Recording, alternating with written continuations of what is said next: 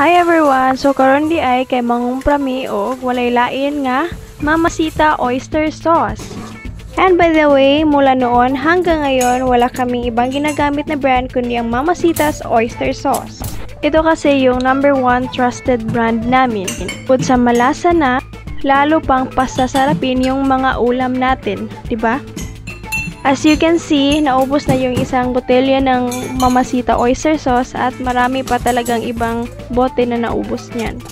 At sisimulan na natin ang ating pagmamarinate.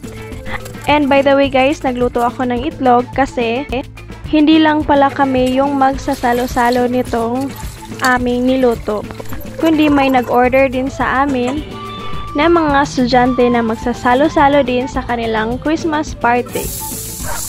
O diba, hindi lang kami yung magsasalo-salo, pati na din ang aming mga suki.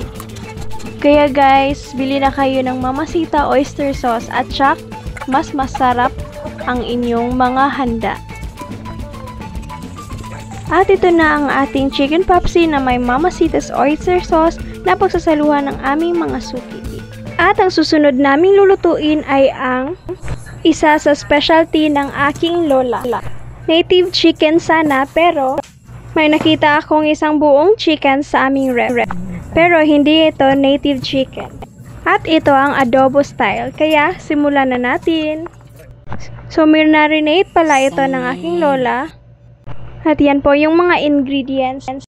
At syempre, hindi rin mawawala ang ating mga produkto ng Mamacita na oyster sauce at meron din tayong pang chop suey at pang adobo at iba pa.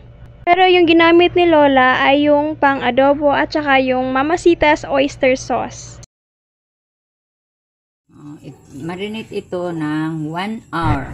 At minarinate lang namin to ng mahigit 1 oras. At bago ito maluto ay binudburan ng aking lola ng brown sugar. And it's done! So tapos na ang ating whole chicken na adobo style. At meron din sana kaming adobong papaya na hindi na namin na-videohan.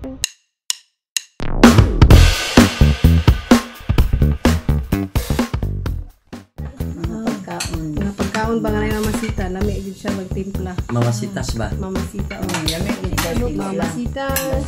Kanon.